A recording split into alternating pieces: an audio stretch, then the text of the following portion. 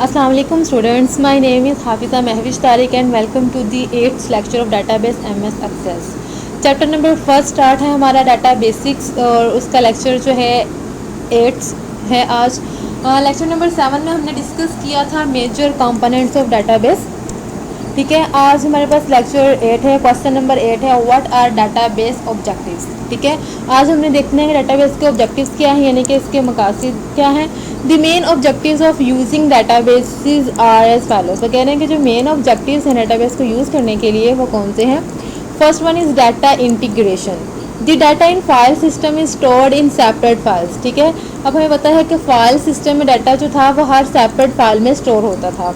It is very difficult to access data stored in separate and independent files.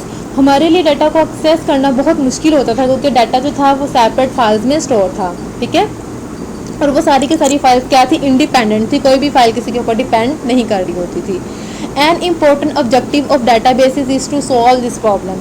हमारे पास सबसे important objective ये है डाटाबेस को यूज़ करने का कि हम इस प्रॉब्लम को सॉल्व कर सकें। द डाटा इन डाटाबेस में be located at different computers physically.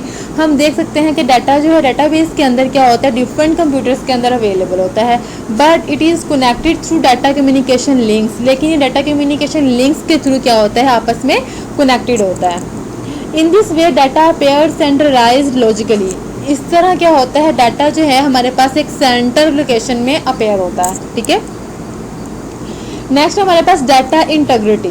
Integrity means reliability and accuracy of data, यानी कि डाटा क्या हो, रिलायबल भी हो और एक्यूरेट भी हो। ठीक है, integrity rules are design to keep the data consistent and accurate. ठीक है, इंटीग्रिटी रूल्स इस तरह से डिज़ाइन किए जाते हैं कि डाटा हमारा कंसिस्टेंट हो, ठीक है, कंसिस्टेंट रहे और करेक्ट रहे।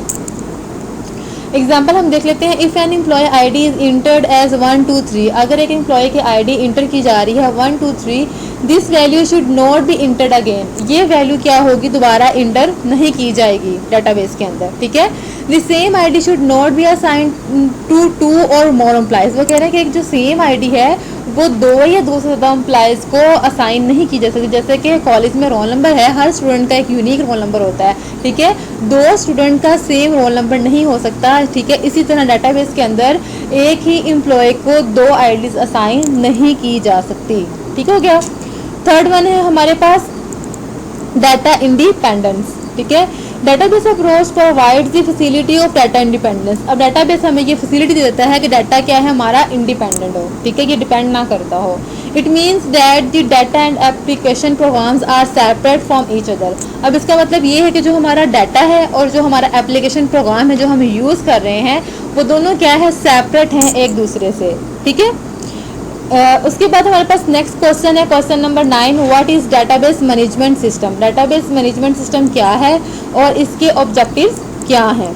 ठीक है, DBMS. DBMS stands for database management system is a collection of programs that are used to create and maintain a database. ठीक है, अब डाटाबेस क्या है, is just a computerised record keeping system. और डीबीएमएस क्या है, ये कलेक्शन ऑफ प्रोग्राम्स हैं जो कि यूज़ होते हैं डाटाबेस को क्रिएट करने के लिए और मेंटेन करने के लिए। इन सिंपल वर्ड्स में कह सकती हूँ कि डाटाबेस क्या है, रिकॉर्ड को स्टोर करता है, और डीबीएमएस क्या है, वो एक डाटाबेस क्रिएट करता है। ठीक है, डीबीएमएस एक सॉफ्टवेयर है जो कि डाटाबेस को क्रिएट करता है। A DBMS makes it possible for end users to create, read, update and delete data in a database.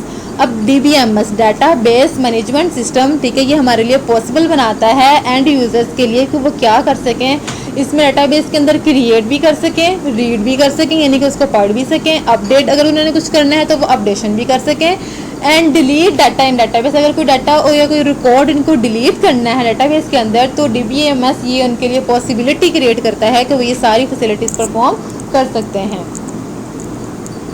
Next है हमारे पास objectives of database management system, यानी कि डाटाबेस मैनेजमेंट सिस्टम के ऑब्जेक्टिव्स क्या हैं। फर्स्ट वन है शेयरेबिलिटी। ठीक है, DBMS provides the facility of sharing the information among many users at different locations at the same time.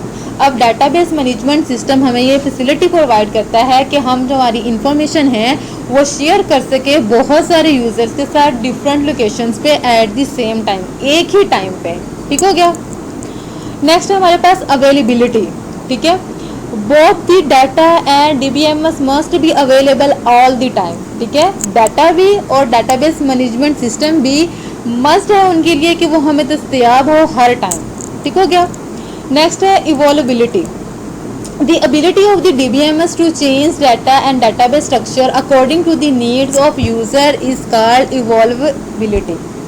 अब ये क्या है, एबिलिटी है डाटा DBMS की कि वो क्या करे अकॉर्डिंग टू यूज़र नीड, ठीक है।